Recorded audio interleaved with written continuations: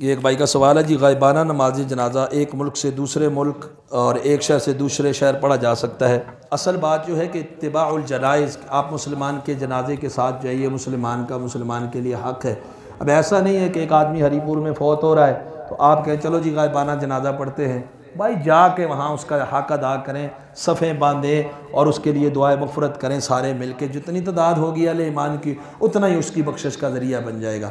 ہاں کوئی ایسا شخص ہے جو فوت ہو گیا ہے جس کا جنازہ آپ پڑھنے کے لیے جا نہیں سکے کسی ضروری وجہ سے، یا آپ کا وہاں جانا ممکن نہیں ہے، تو آپ اس کی غائبانہ نماز جنازہ بھی ادا کر سکتے ہیں۔ اس کی دلیل یہ ہے، حبشہ کے بادشاہ نجاشی جب فوت ہوئے تو رسول اللہ صلی اللہ علیہ وسلم نے ان کا غائبانہ نماز جنازہ ادا فرمایا تھا۔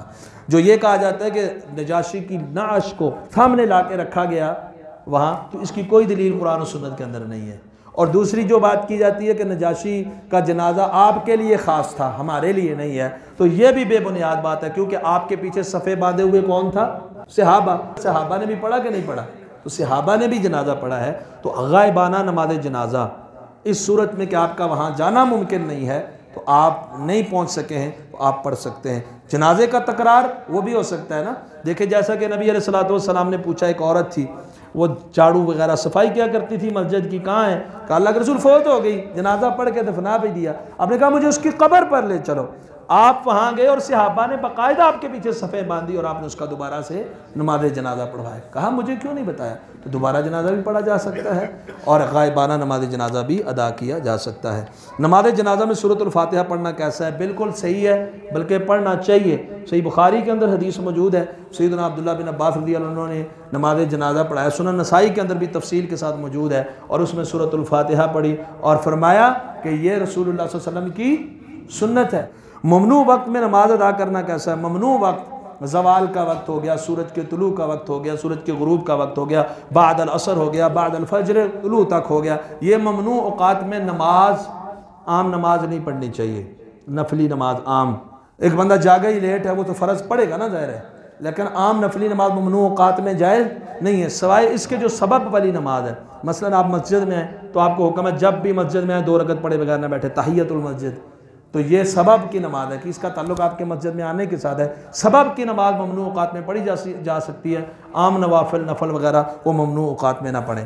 کہ خطبہ جمعہ کھڑے ہو کر دینا چاہیے یا بیٹھ کر، شرعی حیثیت میں کیا ہے، اور اردو میں ہو یا عربی میں دینا چاہیے؟ ابھی وقت نہیں ہے کہ میں اس کا تفصیلی جواب دوں، میں انشاءاللہ کبھی جمعے کے مسائل بیان کروں گا، اس میں اس کا دلائل اس کا تفصیلاً ذکر کروں گا۔ خطبہ جمعہ جو ہے وہ کھڑے ہو کر دینا چاہیے، بیٹھ کر نہیں دینا چاہیے۔ اور صحابہ جب کسی کو دیکھتے بیٹھ کر خطبہ دے رہا ہے، جیسے مروان بیٹھ کے دے رہا تھا، تو صحابی نے کہا خبیث کو دیکھو جو بیٹھ کر خطبہ دے رہا ہے، نبی اکرم صلی اللہ علیہ وسلم نے اس سے منع فرمایا۔ وہ آپ نے وہ آیت پڑھی سورۃ جمعہ کی، یا ایھا الذین آمنوا اذا نودی للصلاۃ من یوم الجمعۃ فاسعوا الی ذکر اللہ وذروا البیع ذلکم۔ پھر آگے چلتے چلتے جب وہ صحابہ کا ذکر کیا، کچھ لوگوں کا جو باہر نکلے تھے، آپ خطبہ دے رہے تھے، تو وہ قرآن میں کیا لفظ ہے؟ وَتَرَكُوكَ قَائِمًا، وہ آپ کو کیسے چھوڑ کے چلے گئے؟ قائماً، کھڑے، تو آپ خطبہ کھڑے ہو کر دے رہے تھے۔ تو نبی اکرم صلی اللہ علیہ وسلم کی سنت ہے خطبہ کھڑے ہو کر دینا چاہیے۔ دوسری بات کہ عربی میں دینا چاہیے یا اردو میں دینا چاہیے؟ اگر میں عربی میں خطبہ دوں آپ کو سمجھ آئے گی؟ وما ارسلنا من رسول الا بلسان قومه، اللہ نے جو بھی رسول جس قوم کے لیے بھیجا اس کی زبان میں بھیجا۔ تو خطبہ کا اصل مقصد لوگوں کی تعلیم و تربیت اور تزکیہ ہے، تو خطبہ عربی میں بھی ساتھ ہوتا ہے ہمارا، تو الحمدللہ۔ خطبہ کیا ہے؟ پہلے یہ سمجھ لیں، اللہ کی حمد، ثنا، رسول اللہ صلی اللہ علیہ وسلم پر درود، وعظ اور ذکر، یہ ساری چیزیں اس میں ہوتی ہے کہ نہیں ہوتی؟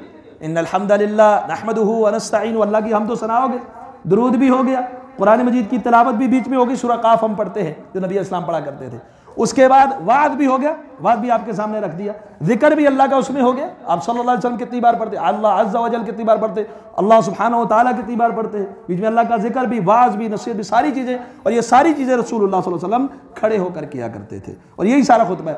یہ جو اردو والی بات ہے اس کو بعض لوگ کہتے ہیں یہ تقریر ہے، اور ان الحمد للہ نحمدہ یہ خطبہ ہے، یہ نظریہ درست نہیں ہے، یہ یہاں سے سارا خطبہ ہے۔ یہ 2 خطبے ہوتے ہیں جمعے کے، پہلا خطبہ ان الحمد سے شروع کر کے درمیان میں باتیں کر کے خطیب پھر بیٹھتا ہے، پھر اٹھ کے دوسرا خطبہ پڑھتا ہے۔ جمعے کے دن 2 اذان دینی چاہیے، ایک ہی کافی ہے، ایک اذان کافی ہے۔ نبی اکرم صلی اللہ علیہ وسلم کے دور میں ایک اذان ہوتی تھی، ایک اذان، وہ جب امام منبر پر بیٹھ جاتا تھا تو ایک اذان ہوتی تھی۔ حضرت عثمان رضی اللہ کے دور میں دوسری اذان ہوئی، وہ بھی جائز اور درست ہے، لیکن کیسے؟ ابھی امام کے آنے سے کچھ دیر پہلے بازار کے اندر مقام زورا میں ایک اذان انہوں نے کہلوائی، اس لیے لوگوں کے پاس گاڑیاں تو نہیں تھی، لوگ متنبہ ہو جائیں اب وقت ہو گیا ہے، چھوڑو کام کاج چھاڑے اور مسجد کا رخ کرو۔ تو وہ اذان اگر آپ 25 پہ ہم شروع کرتے ہیں، اگر آپ 12 بجے یا 12 بجنے کو 5 منٹ پہلے آپ اذان دے دیتے ہیں بازار میں لوگوں کو آگاہ کرنے کے لیے، اس میں کوئی حرج نہیں ہے، لیکن ایک ہی مسجد میں بیٹھ کر 2 اذانیں اسی موقع پر دینا یہ رسول اللہ صلی اللہ علیہ وسلم اور صحابہ سے ثابت نہیں۔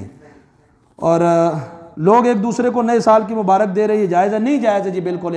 نیا سال اب مسلمانوں کا تو ویسے بھی محرم سے شروع ہوتا ہے، اس کی مبارکباد دینا بھی درست نہیں ہے۔ ایک دوسرے کو مرشد کہہ سکتے ہیں جی، مرشد رہنمائی کرنے والا ہوتا ہے، عام حالات میں یہ مرشد جو اسٹائل بن گیا آج کل کا یہ ویسے ہی ہے، فضول ہے، اس سے بچنا چاہیے۔